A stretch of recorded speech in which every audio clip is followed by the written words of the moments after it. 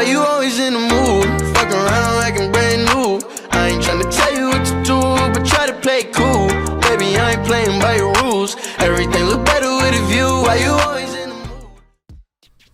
What's up, sports fans? And we are already through week 5 of the NFL with a completely drama-filled week of football. Some things really hurt teams. Dak Prescott completely out for season. Tom Brady forgetting what down it is. And let's not forget about both the New York teams absolutely not putting anything on the field. Sorry for last week, there was no episodes up. I was in Lake Tahoe with my girlfriend celebrating our 1-year anniversary. I know, celebration. My buddy Matt was working on a business that he's building. Unfortunately, he cannot be here today either, but our power rankings are with us together. So sorry about that. Should be back on track from now on. Anyways, with week 5 in the books, there's been a lot of jumps in the power rankings and a lot of surprise teams pulling off some upset victories in week 5. So without further ado, if you like the series, leave a like, subscribe, and comment, and let's hop right into these power rankings. Coming in at number 32, we have the New York Jets. New York Jets. What are we doing, guys? You got another abysmal beating by the Arizona Cardinals, and I cannot imagine what reasons you're keeping Adam Gase behind for. You guys are having some of the worst offensive numbers put up in NFL history, and many are comparing you to the 0-16 Lions. Not a good look for you guys. I guess you just got a tank for Trevor, huh? Number 31, the Giants. You were so close to putting your first win up on the board, but unfortunately, Dak Prescott's backup came in and beat you. Now, if you watch this game, you know the Giants had a lot of penalty calls which could have definitely changed the tides of this game, especially a fake field goal pass which got thrown for a touchdown, got called back on a false start. But losing 34-37 against a team that had a backup quarterback and is not doing so good itself, you're not moving up the rankings.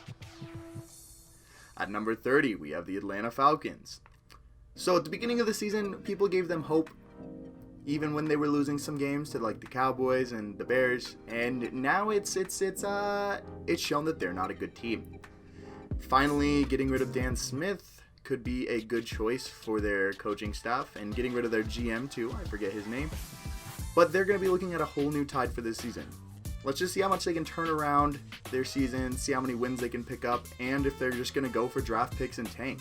Definitely not for Trevor Lawrence, but we'll have to see how the rest of their season plays out. At 29, we have the Broncos.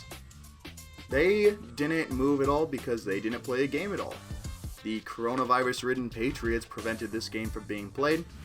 There's not much to say about the Broncos other than that they're not being a good team so far to the season, and I doubt they were going to beat the Patriots anyways, so they're going to be at 29. At 28, we have the Washington football team. You got Alex Smith on the field. That's a real good feel-good moment for the entire crowd, the NFL community. But that didn't stop the Rams from absolutely destroying you. And although it was a good moment to see Alex Smith get on the field, the Rams' defensive line took that away quite quickly, racking up a number of sacks and absolutely putting tremendous pressure on him. Although Washington had a promising start to the season, it looks like they're going downhill from now, and we're going to have to see what that quarterback situation looks like before they can move farther up this season. Coming in at 27, we have the Jacksonville Jaguars. Now it looks like Minshew Mania might be slowing down a little bit. Losing 14 to the 0-4 Texans by 16 points, 14-30, isn't a great look. They had a brand new coach in place who kind of just let the team run what they wanted to run, and although there were still coordinators going in the game, it looked like the Texans felt a lot more free.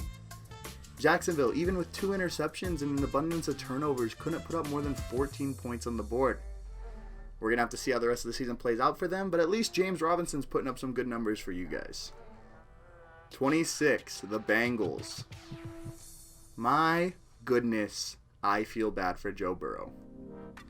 Being an LSU fan and watching Joe Burrow get pressured or sacked on 50% of the dropbacks he takes, it feels really bad.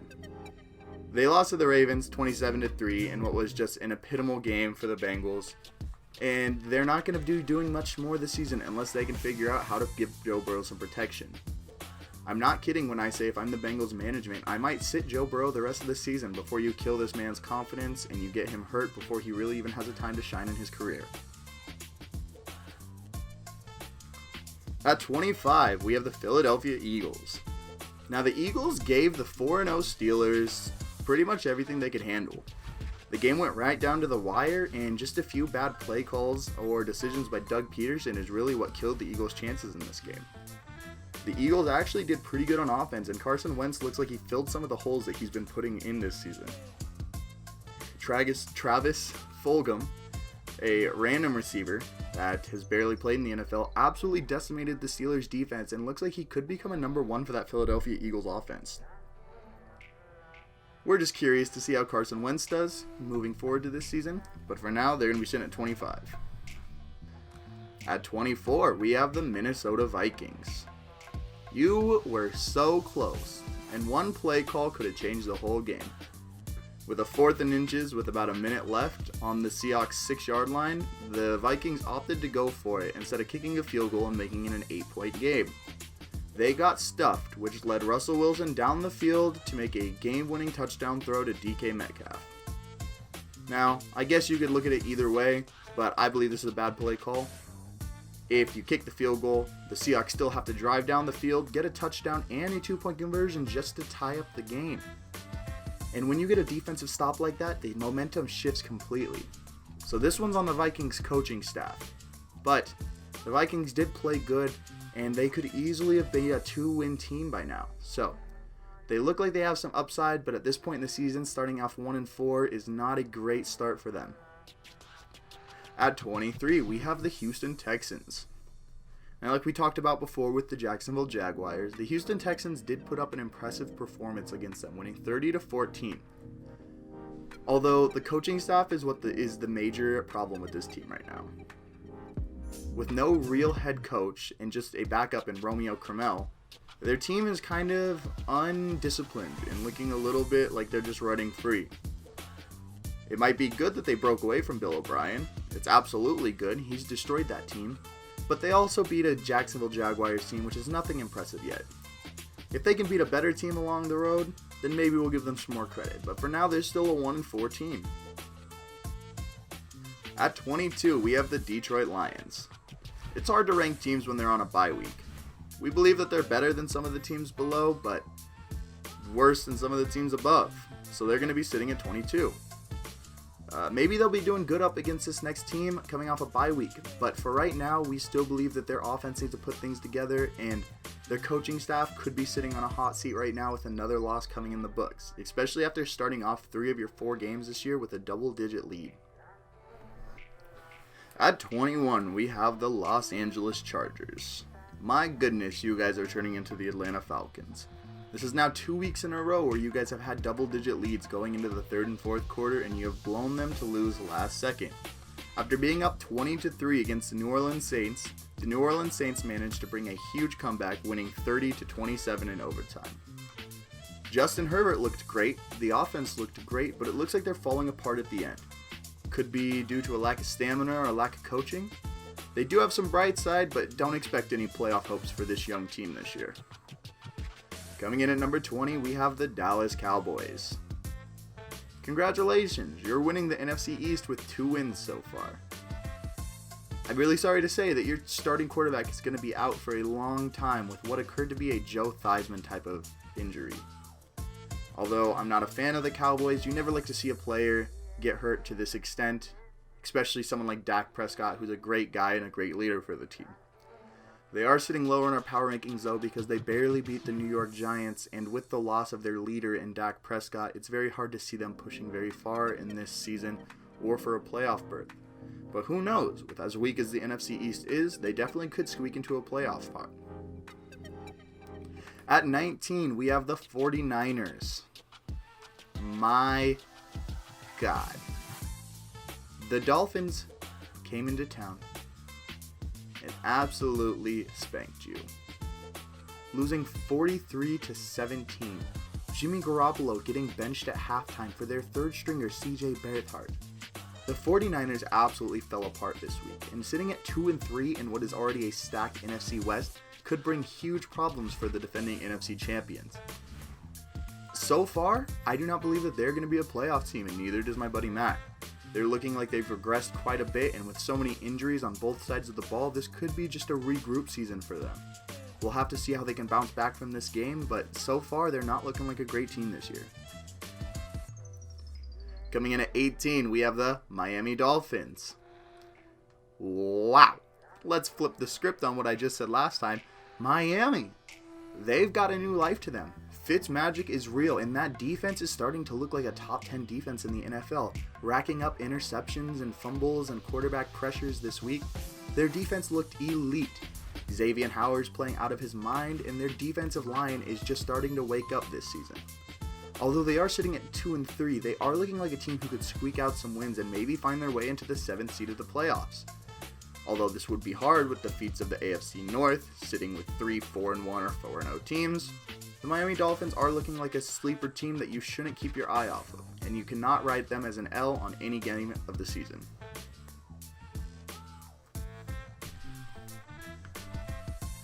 At number 17, we have the Carolina Panthers.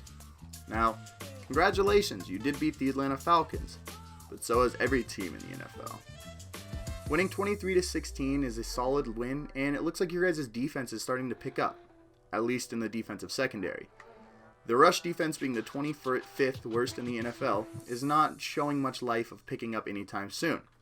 This week's going to be a big challenge to see whether the Carolina Panthers are contenders or pretenders going against the Chicago Bears in Carolina.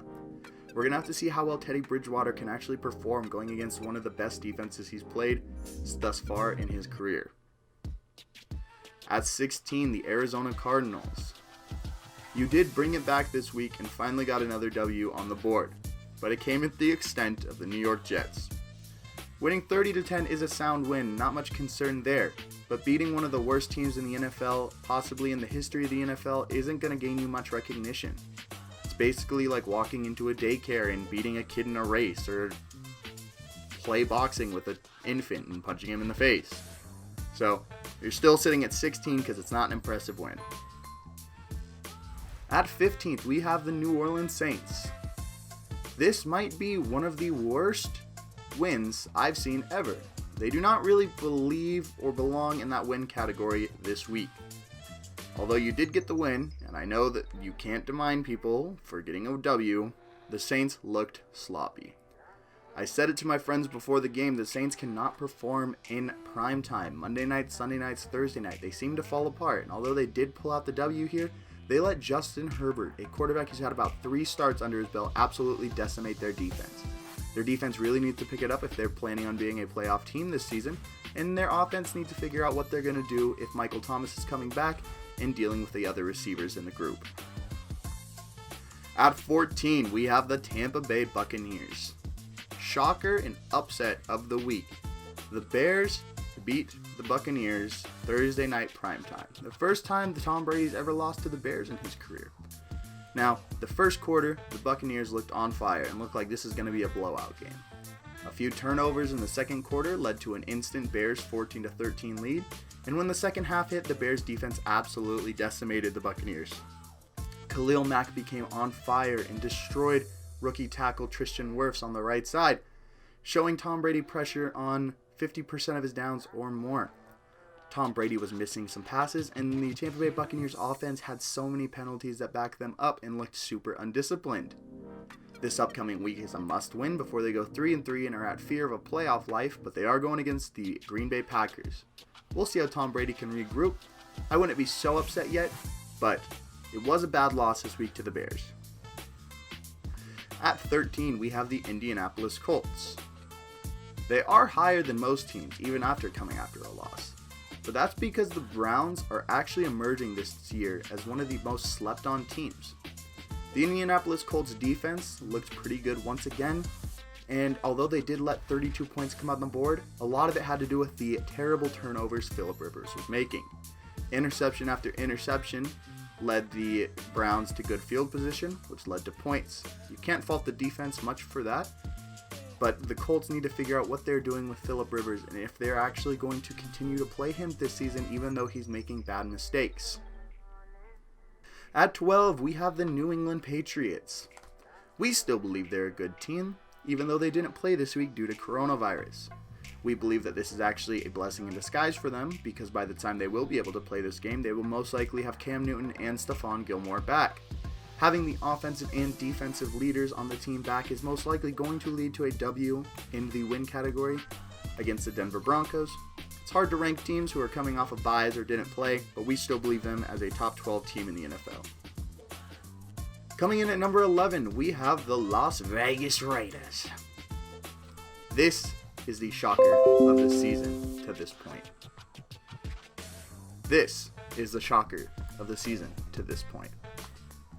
The Raiders came to Arrowhead, and John Gruden before the game had said they'll do anything to win this game. He didn't lie. The Raiders put 40 points up on the Kansas City Chiefs and made the second half a living nightmare for Patrick Mahomes and the offense. The defense was nowhere to be found on either sides of the ball this week, so it was an offensive shootout, and not many people can go to Arrowhead and outshoot Patrick Mahomes. But Derek Carr stepped up and did it, leading the Raiders to a 40-32 win. The Raiders are definitely looking like a team you cannot sleep on this season and will most likely slide into a wild card seed. We're going to see how the Chiefs can bounce back, but a bad loss for them in Arrowhead. Coming in at number 10, we have the Cleveland Browns. Like I've stated above, the Cleveland Browns might be the most slept on team in the NFL this season. Coming into week 6 at a 4-1 record, they are looking like a definite wild card slide in. They could easily be 5-0 this season other than their first week 1 loss to the Ravens, but week 1's always a weird week for every NFL team. Baker Mayfield's finally starting to find his stride, and Myles Garrett is leading that defense to what is looking like a top 5 defense in the NFL. I would not be scared of the Cleveland Browns if you're one of the top teams like the Ravens or the Packers, but any mid-tier team right now, the Cleveland Browns can easily give you a hard time and pull out the W against your team. Coming in at number 9, we have the Los Angeles Rams.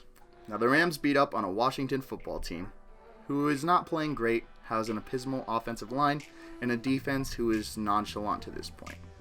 Jared Goff is looking good, and Robert Woods is finally starting to find his stride this season, and their offense is starting to put things together. The defense is playing up to par with what we'd assume an Aaron Donald-led defense would, and the Rams are looking like a top 10 team in the NFL. Although they are in a stacked NFC West division, we're going to have to see how they can pull it out and maybe become the first seed in the NFC West. Let's see if they can regain their stride from 2 years ago and become a Super Bowl bound team. At number 8, we have the Chicago Bears. A little high, people might say, but I'm a Bears fan. Matt hates the Bears though, so I counteracts it. The Bears are playing some good football at this point, especially at the defensive side of the ball.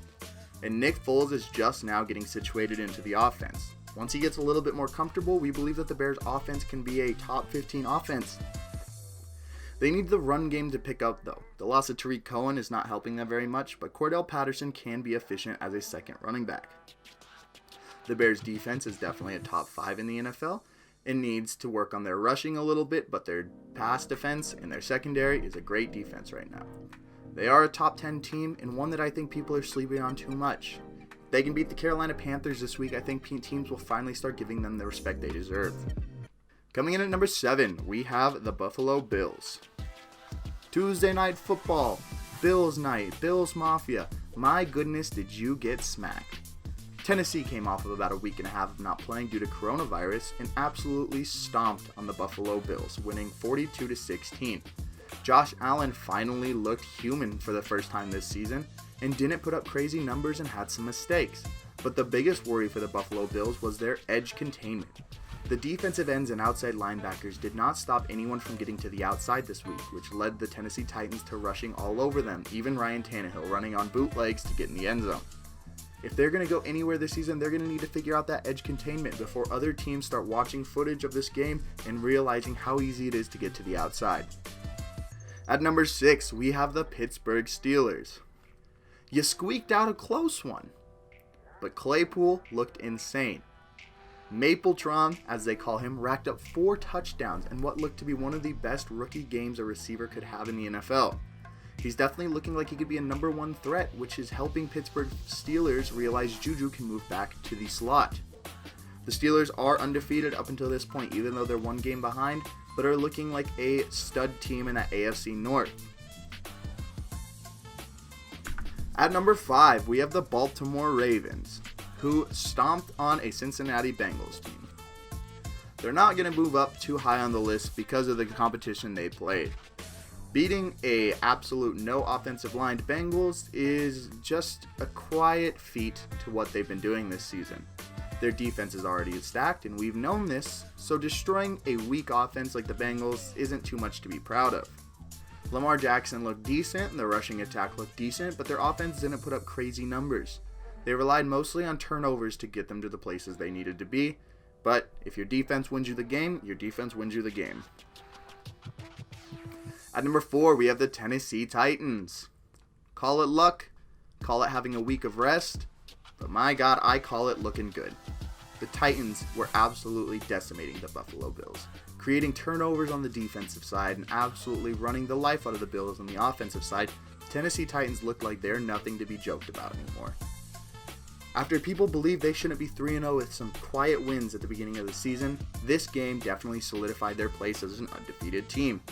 Derrick Henry made Josh Norman his son. And this game definitely got out of hand quick. We're going to see if Tennessee can keep up this firepower as the rest of the season comes up. Going against the Houston Texans this week will be a great challenge for them, and let's see how they can handle it. At number 3, we have the Kansas City Chiefs. No longer number 1 in our power rankings, but how could you be when you lose to a Las Vegas Raiders team at home? The Chiefs' defense had a hiccup this week and absolutely let the Raiders decimate them on both sides of the ball. They let receivers like Nelson Aguilar, Darren Waller, and even running backs like Josh Jacobs destroy them in the passing game. Derek Carr looked like an insane quarterback, which he should not be looking like at this point in his career. The Chiefs' offense looked good, but their defense is going to need to pick it up for the rest of the season before they're losing multiple games to mediocre quarterbacks. At number 2, we have the Green Bay Packers. The Packers are still one of our top teams, even though they did come off of a bye this week.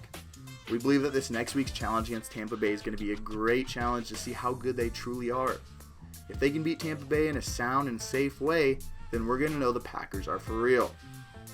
They are going to need to win this game to keep up with the Bears, even though they are ahead of the Bears right now. The Packers' schedule gets hard up into this point. Winning this game could be huge for them, but we still believe Aaron Rodgers has the firepower coming off of a bye week to definitely deal with Tampa Bay's defense. And at number 1, let Russ cook Seattle Seahawks. They got close to losing, but in our minds, it doesn't matter how close you get to losing, it matters that you won the game. And up until this point, they've been destroying most teams, so to come in a close game and actually pull off the win is a great factor for why they're at number 1. You're not going to win every game by multiple points. There's going to be random teams who've game planned and figure out some flaws with you and are going to give you a challenge. But figuring those out mid-game and making your way back to win the game is absolutely a great feat for teams like this. Honestly, the Vikings outplayed them.